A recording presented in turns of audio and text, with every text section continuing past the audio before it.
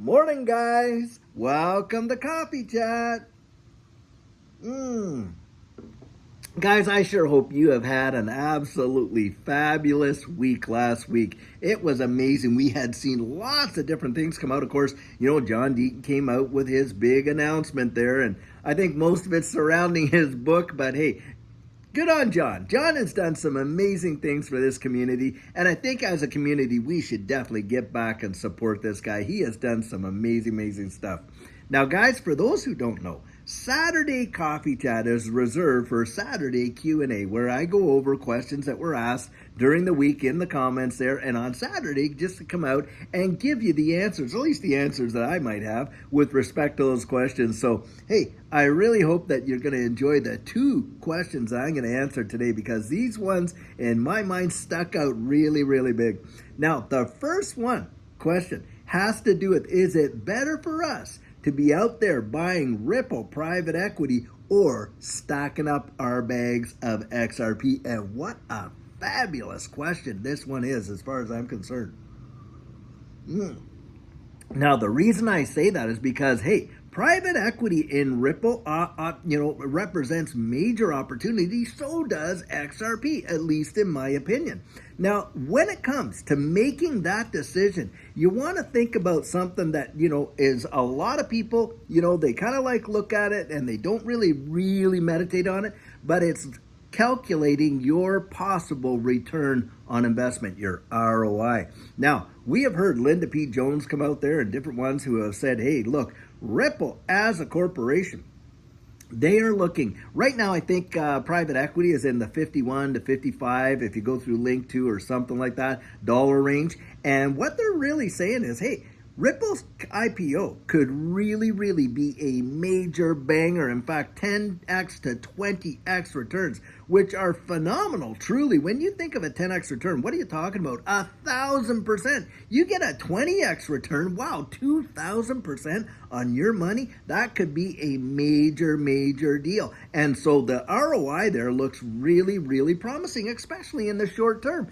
because it's genuinely believed that Ripple's going to go out there and announce by the end of this month the date for their IPO. Now, I've heard people also say that they may do an IDO, which is where they come out and they purchase back, that private equity at a premium price before they actually do the IPO. Now, a lot of people don't think about it in this way. A lot of corporations, when they go out and do an IPO, it's because, of course, they're raising, capital. They're raising capital.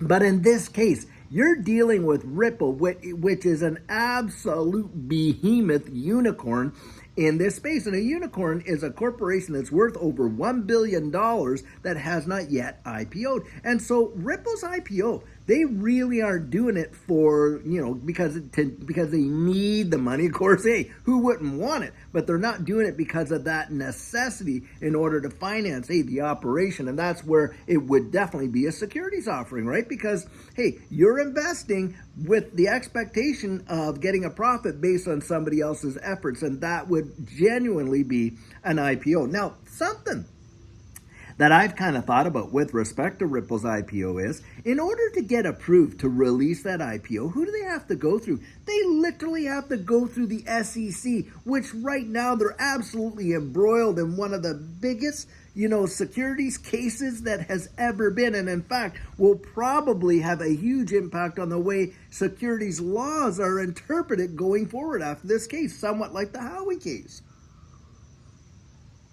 So I'm really kind of interested to see just how this IPO will really pan out, because, of course, Ripple's going to declare their big-time holdings in XRP.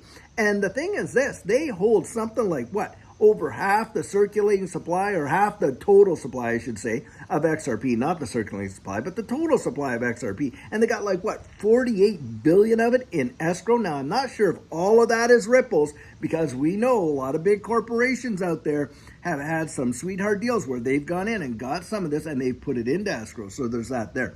But needless to say, if you took all that into consideration, Ripple as a private equity and going out there and buying that, the ROI looks extremely promising. Now, how about XRP?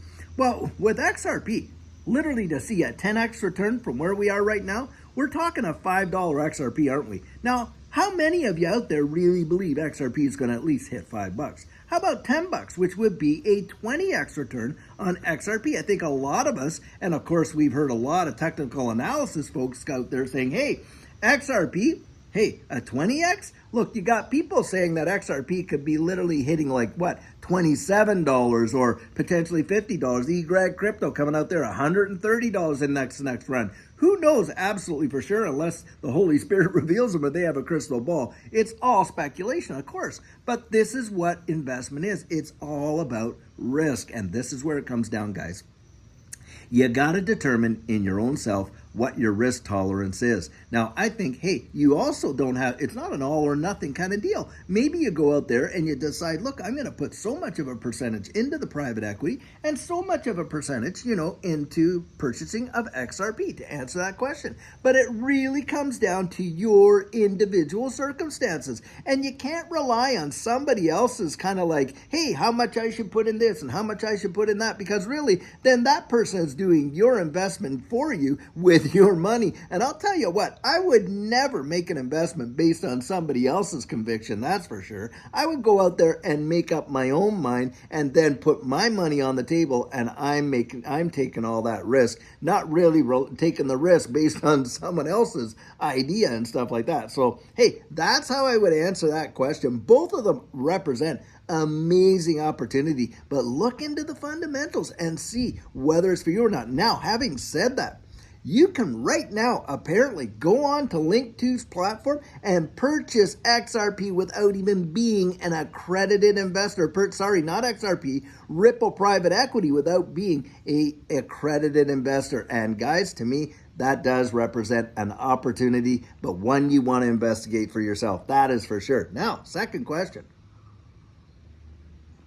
And this one's rather kind of a big deal. So the person asked this question, and I'll give a shout out to Mike out there because Mike asked this question. This is the question that he asked. The other one had been asked by a number of people, but Mike is the only one that I saw ask this question, but I thought it was a great question.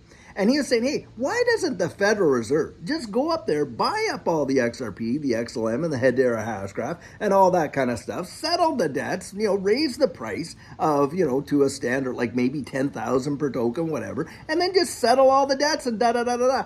And the thing is this, my answer to Mike is, look, you need to understand the purpose of the Federal Reserve.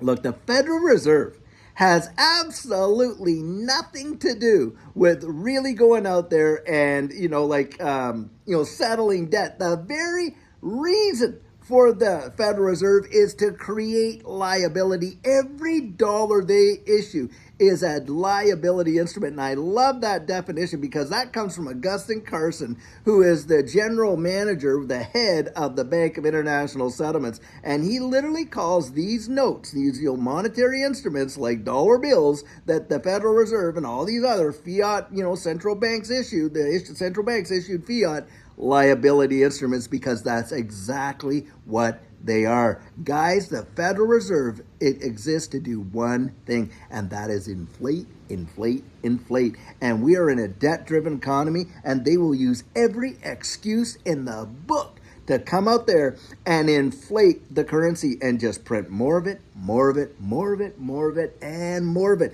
You take the Federal Reserve's ability to issue one new dollar, you take that away and they are done. It is over. It is game over, and the house of cards comes crashing down, and with a thunderous collapse. They are not going to let it happen. Guys, that is the whole point. It is the never, ever, ever plan. They never intend to resolve, pay down, pay back, pay out the national debt. It's only going to get higher and higher and higher. It's just the speed of which that gets higher and higher and higher. And that is where, the locomotive of the Federal Reserve is out there. What they're really doing is not reducing the debt, but issuing more debt. But what they really manage is the speed at which it gets inflated. That's what they do. And that is exactly what's going on here. This is a controlled demolition. They know that they're leading us to an absolute abysmal collapse, to be sure. But guys, it's the run up and how they can literally basically go out there printing all of this currency the way in which they do, and literally go out there and accumulate all of these other asset classes with that. And that's the deal. That is all it's all about. The central bank is out there to inflate. They will never do it. Now, having said that, do you think that they're going to go out there and buy up they support the stock market, this, that. There's definitely big time players buying up this, but they're not going to go out there and consume it. Why? Because they need liquidity. They need off ramps. It's about buying and selling. I mean, think about it. The stock market every day, you literally see in every corporation trading happening moment by moment by moment. It is never stagnant. It has to flow that way. That's how markets have to work. Because look, otherwise, what happens if someone goes out there and they buy up every possible share in a corporation, or if they were to buy up every available XRP and then they just don't sell it, well then, how do you have a market for it? You don't have a market for it anymore, do you? You can't measure the price of it, can you? Because the price is measured in the trading volumes. The price is measured with supply and demand.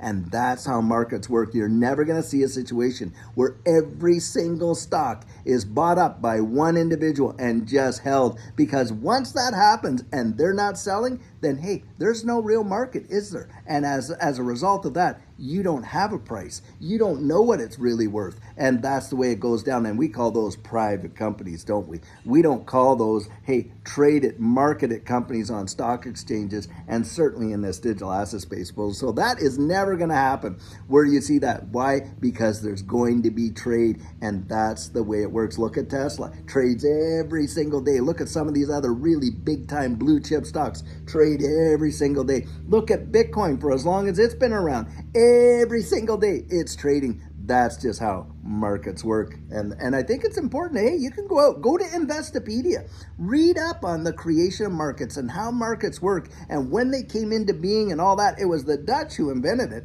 And you see how this whole system absolutely flows, and you'll start to understand our economy in a big, big way, and probably more than what the average person does, I'll tell you what. And that's where you take that information and you use it to, understand markets, and you use that information to your advantage. Hey, knowledge is one of the greatest gifts. Accumulating wealth for sure, but you got to accumulate knowledge before you accumulate wealth.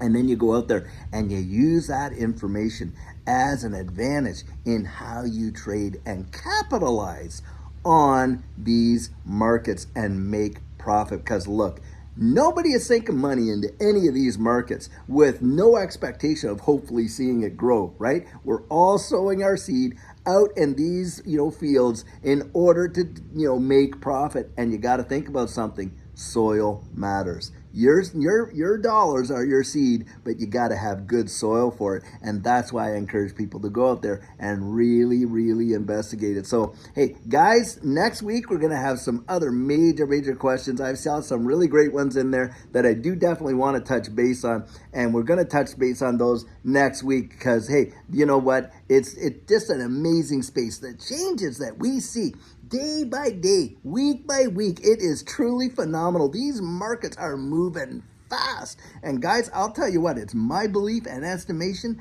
that it is not going to be as long as a lot of people think before we literally see the absolute full-on transition into this new digital economy. And for those of us that can see it, that can literally see it before it ends up happening and getting in my estimation, it's going to be the greatest wealth transfer in the history of mankind. I kid you not.